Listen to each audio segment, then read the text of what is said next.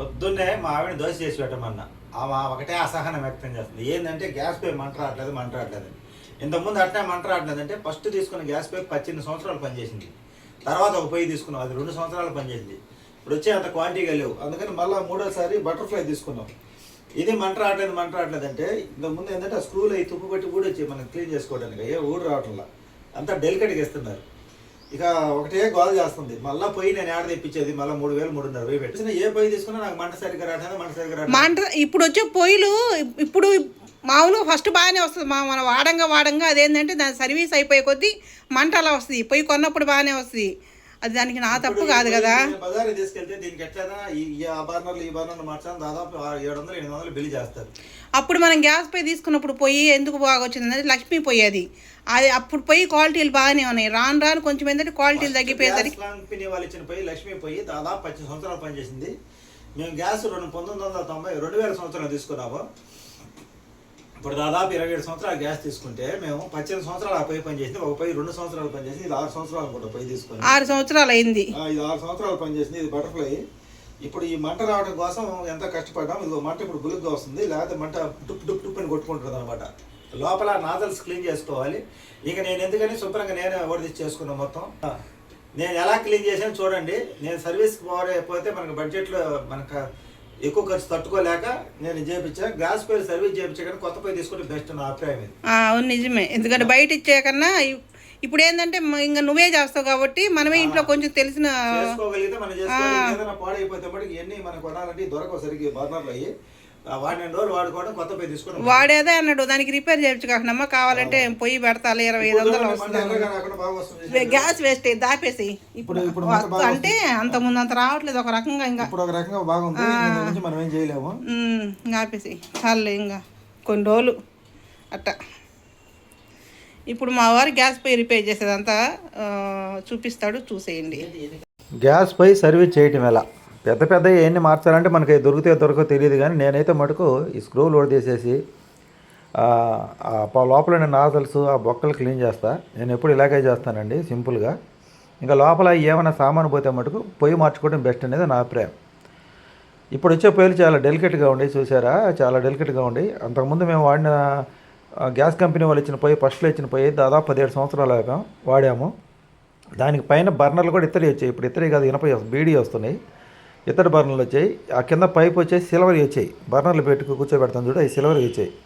ఇప్పుడు మీరు చూసినట్టయితే అవి ఇనప వచ్చినాయి, అవి తుప్పు వచ్చేసినాయి. ఆ స్క్రూలు బిగించే ఏంటో చూసారా, అవి బిగించే స్క్రూలు కూడా అవి తుప్పు వచ్చి ఇరిగిపోయినాయి. ఇంకా అవి తీస్తే ఇబ్బంది అని చెప్పి డెలికేట్ వరకు వెనక్కి జరిపి ఇది బయటకు తీసే పైపు. ఆ పైపు తీసి ఇదిగో ఆ లోపల మనం తిప్పేది ఆన్ ఆఫ్ చేసేది ఉంటుంది కదా, దాని లోపల ఒక స్ప్రింగ్ ఉంటుంది. ఆ స్ప్రింగ్ తీసి జాగ్రత్తగా దాన్ని బయటికి తీసి లోపల డస్ట్ క్లీన్ చేసుకోవాలి. ఇది ఒకటి నాకు క్యాస్ట్రల్ కంపెనీ వాళ్ళు ఇచ్చారండి నేను పనిచేసేటప్పుడు. దాంట్లోనే టార్చ్ లైట్ వస్తుంది, చిన్న బిట్లు, స్టార్ బిట్లు, చిన్న స్క్రూలు ఎన్ని వస్తాయి. ఇట్లాంటి చిన్న ఒకటి తీసుకోవడానికి మొత్తం ఒక దాంట్లో వస్తాయి. ఏమంటారు, మొత్తం ఒకే దాంట్లో వస్తాయి అనమాట, టార్చ్ లైట్ లాగా ఉంటుంది. దాంతో నేను ఓడి తెస్తున్నా, చిన్న స్క్రూ వచ్చింది. అట్లా చిన్న ఓడి తీసుకోవడానికి ఏదైతే బాగుంటాయి, మొత్తం ఒక దాంట్లో వస్తాయి, టార్చ్ లైట్ లాగా వస్తాయి అనమాట. లోపల అన్ని బిట్లు వస్తాయి. ఓపెన్ చేస్తే ముందు పక్క బిట్లు బిగించుకునే దానికి ఒక బెజ్జాం వస్తుంది. దాంతో అయితే నేను జాగ్రత్తగా పని సులభం అయిపోయింది, జాగ్రత్తగా ఓడిస్తున్నా. ఆ స్క్రూ కూడా తీసి అది బయట తీస్తే లోపల డస్ట్ ఉంటుంది, దాన్ని క్లాత్తో క్లీన్ చేసేసి నీట్గా మనకి కరెంట్ వైర్ ఉంటుంది కదా, కరెంట్ వైర్, ఆ వైర్లో ఒక చిన్న లీడ్ తీసేసి ఆ బొక్కలు జాగ్రత్తగా క్లీన్ చేసుకోవాలి. దాంట్లో ఉండే ఒకటి సిమ్లో పెట్టుకునే రంధ్రం సన్నగా ఉంటుంది, ఒకటి పెద్ద రంధ్రం ఉంటుంది. ఆ రంధ్రాలు బ్లాక్ అయి ఉంటాయి. ఇలాంటి కరెంటు వైర్ ఒకటి తీసుకొని ఆ వైరు కట్ చేసి లోపల ఉన్న వైర్లు బయటికి తీసి ఆ సన్న వైరు లోపల ఉండే ఆ నాదలు ఆ బొక్కలు క్లీన్ చేసుకోవాలి. రెండు రంధ్రాలు వస్తాయి. ఒక రంధ్రం మరీ సన్నగా ఉంటుంది, అది మన సిమ్లో వచ్చేదన్నమాట గ్యాస్. ఒక రంధ్రం కొంచెం పెద్దగా ఉంటుంది. ఆ రంధ్రాలు బ్లాక్ అయినప్పుడు ఏమైందంటే మనకి గ్యాస్ పై సిమ్లో పెట్టినప్పుడు ఆగిపోవటము, లేకపోతే పెద్ద మంట పెట్టినప్పుడు టుప్ అని కొట్టుకోవటము, మంట ఫ్రీగా రాదనమాట. వీటి వల్ల వచ్చే సమస్య అది. ఇవి శుభ్రంగా క్లీన్ చేసుకొని ఇంకా ఆ అవన్నీ అరిగిపోతే మనం ఏం చేయలేము, గ్యాస్ పై కొత్తది కొనుక్కోవడమే మన చేతిలో ఉన్న పని అనమాట. అది క్లీన్ చేసుకొని శుభ్రంగా మనం సంవత్సరానికి ఒకసారి కానీ క్లీన్ చేస్తే మంట బాగా వస్తుంది. ఆ మంట బాగా వచ్చినప్పుడు గ్యాస్ కూడా మనకు కలిసి వస్తుందండి. మనకి ఇట్లా మంట సక్రంగా రాకపోతే గ్యాస్ కూడా ఎక్కువ ఖర్చు అయ్యింది, ఎందుకంటే వంట తొందరగా కాదు కదా, చాలాసేపు కాగి. ఈరోజు మా ఆవిడ అయితే పెద్ద పొయ్యి మీద మంట రాక ఎప్పటి నుంచి చెబుతుంది, నాకు చికాకుగా ఉంది, మొన్న నాదలు క్లీన్ చేసి ఇదంతా ఊడదీయలేక ముందు పక్క మనకు నట్టు ఒకటి ఉంటుంది కదా, దానికి ఒక సన్న బొక్క వస్తుంది, దాన్ని క్లీన్ చేసా. ఆ లోపల దీంట్లో కూడా 2 రంధ్రాలు వస్తాయి. అంటే మనం ఆన్ ఆఫ్ చేసే దాంట్లో ఒక 2 రంధ్రాలు వస్తాయి.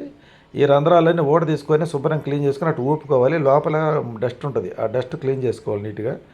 నేనైతే అది మొత్తం క్లీన్ చేసి ఇదంతా శుభ్రం చేసి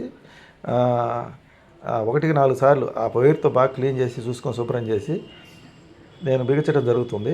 పొద్దున మా ఆవిడకి పొయ్యి మీద వంట చేయాలంటే అంటే దోశ పోసిన చెప్పి ఆమె అసహనానికి గురైంది. ఎందుకంటే దోశ చాలా లేటుగా వస్తుంది. ఏంటంటే ఏమైందంటే నేను చెప్పినా నీకు అర్థం కాదు, చేసేదానికి నాకు అర్థమైంది. పొయ్యి మంట సరిగా రాకపోతే ఎంత సమయం పట్టుద్దా, ఎంత లేట్ అయ్యింది అనేది.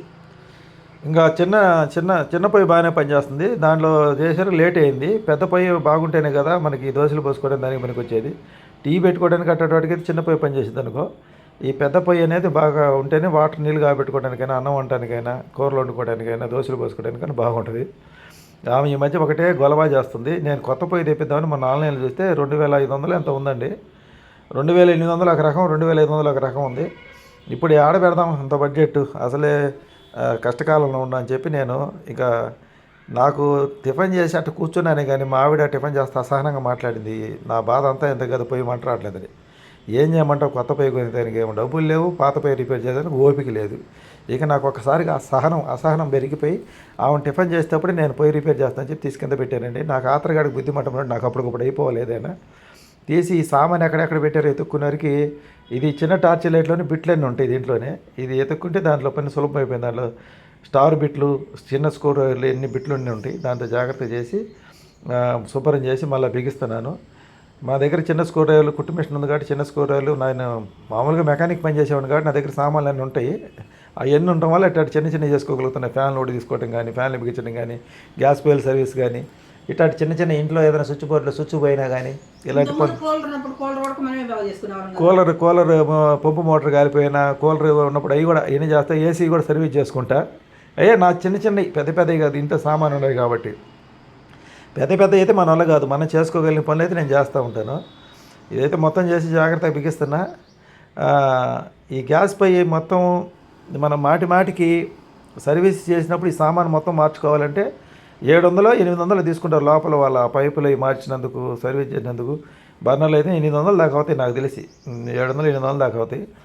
800 పెట్టుకున్న కాడికి 2500 పెట్టి పొయ్యి తెచ్చుకోవటం మేలు. ఎందుకంటే అవి ఎంత తుప్పు పెట్టి ఉంటాయి కాబట్టి మళ్ళీ అది డబ్బులు పైన తర్వాత మళ్ళీ కొన్ని రోజులకు పోతాయి, పని చేయవు. మళ్ళీ మన కంపెనీ పొయ్యితో పాటు వచ్చిన వాటికన్నా కూడా ఆ పైపులు కానీ, ఆ బర్నర్లు కానీ తర్వాత వచ్చి అంత క్వాలిటీ ఉండవు. ఇప్పుడు అంత క్వాలిటీ రావట్లేదు. అందుకని ఇట్లాంటి చిన్నవి క్లీన్ చేసుకొని బాగుంటే వాడుకోవటం, బాగలేకపోతే పొయ్యి మార్చుకోవడం బెస్ట్ అనేది నా అభిప్రాయం. ఫస్ట్ మేము వాడిన పొయ్యి 17 సంవత్సరాలు వచ్చింది. ఇత్తడి బాగా స్టాండర్డ్గా ఉండే సిల్వర్ ఇచ్చారు. తర్వాత పొయ్యి 2 సంవత్సరాలు వచ్చింది, అది ఊరికాడ పడేసాము. ఆ బర్నర్లు పగిలిపోయినాయి పొయ్యి. ఈ బర్నర్లు అన్నీ బాగానే ఉన్నాయి కానీ కాకపోతే ఇది బెజ్జాలు క్లీన్ చేసుకోవాలి. తుప్పు పట్టుండి ఇంకొన్ని రోజుల పాటు పనిచేస్తాయి. ప్రస్తుతానికైతే ఈ సంవత్సరం సంక్రాంతికి అయిపోయింది, పిండి వంటలు ఏం చేయలేదు కాబట్టి అంత ఇబ్బంది అనిపించలేదు మాకు. ఇప్పుడు ప్రస్తుతం ఇంట్లో పని జరగడానికైతే నేను సర్వీస్ చేశాను. పిండి వంటలు చేసుకోవడానికి ఒక పెద్ద పొయ్యి ఒకటి కొన్నాం మేము. అది బుజ్జున వస్తుంది, దాంతో చాలా జాగ్రత్తగా ఉండాలి మంట. అది పెద్ద మంట వస్తుంది, చాలా భయంగా ఉంటుంది ఆ పొయ్యి ముట్టించడం. ఎప్పుడో ఒక్కసారి మా ఆవిడ పిండి వంటలు చేసుకోవడానికి 4 సంవత్సరాల క్రితం ఒక పొయ్యి ఉంది. అది ఒక్కసారే వాడాం, తర్వాత వాడలేదు. 2 పొయ్యిలు కొన్నాము. ఇప్పుడు మళ్ళీ కొత్త పొయ్యి ఆడేస్తాం. ఒక పక్క మిక్సీ కొత్తది తేవాలి, ఒక పక్క ఇది తేవాలి. 2 ఒకసారి తెప్పించుకుందాంలే కొన్ని రోజులు పోయిన తర్వాత.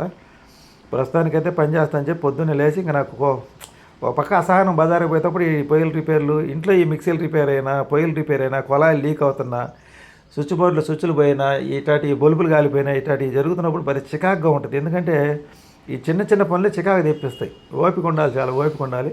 బయట నుంచి తెచ్చి ఎవరు నన్ను చేపించాలంటే వాళ్ళు చిన్న పనులకు రారు. ఒకవేళ వచ్చినా ఎవరు వచ్చినా 500-600 తక్కువ తీసుకోరు ముందు సర్వీస్ ఛార్జీ. ఒక చిన్న పాయింట్ పెట్టిస్తేనే ఏసీకి 800 తీసుకున్నారు అప్పుడు. అలాగే ఇప్పుడు అందరూ పని వాళ్ళందరూ రేట్లు పెంచేశారు. మేమంటే పనులు తక్కువ చేసాం కానీ ఇప్పుడు అందరూ మనలాగే ఎవరు ఉండరు, మాలాగుంటే ఎవరు బతకలేరు. నువ్వు చేస్తున్నావు కాబట్టి కొంతమంది సేవ్ చేసుకోగలుగుతున్నావు. ఇట్లాంటి చిన్న స్విచ్ బోర్డులో స్విచ్లు పోయినా, ప్లగ్గులు పోయినా, సాకెట్లు పోయినా, ఇట్లాంటి మిక్సీ జార్లకి ఈ బ్లేడ్లు పోయినా, ఇట్లాంటి చిన్న నేను చాలా వరకు చేస్తాను. చేయబట్టే చాలా వరకు ఈ చిన్న రిపేర్లు అనేది ఇంట్లోనే చేసుకుంటాను. బండికి ఇంజిన్ ఆయిల్ మార్చుకోవడం కానీ ఇలాంటి ఈ చాలా వరకు నా దగ్గర రేంజ్లు ఉంటాయి కాబట్టి నేను చేసుకోగలిగిన పనుల వరకు చేసుకుంటా. గ్యాస్ పొయ్యి అయితే రిపేర్ అయిపోయింది. మంట అయితే చూడండి, మా ఆవిడకి ఇంకా పెద్ద మంట కావాలండి. ఇంక ఎక్కడ చేద్దాం కొత్త పొయ్యి, ఇంక అంతకన్నా పెద్ద మంట తెప్పించాను నా వల్ల కదమ్మా. ప్రస్తుతానికి గుడ్డి కన్నా మెల్ల మేలు కదా అనే సామెత ఉంది కదా. ఇంత ముందు మీద ఇప్పుడు మంట బాగానే వస్తుంది కాబట్టి ఆ మంటతో వంట చేసుకో, పెద్ద పెద్ద వంటలు ఏం చేయగాకని చెప్పాను. పెద్ద వంట అంటే పెద్ద పొయ్యి ఉంది లేదు, వాడుకోవచ్చు, తీసుకొని ఇబ్బంది ఏం లేదు. ఇదండి మొత్తానికి ఈరోజు గ్యాస్ పే సంగతి. మా వీడియోలు నచ్చితే లైక్ చేయండి, సపోర్ట్ చేయండి, సబ్స్క్రైబ్ చేయండి. Thank you, bye bye.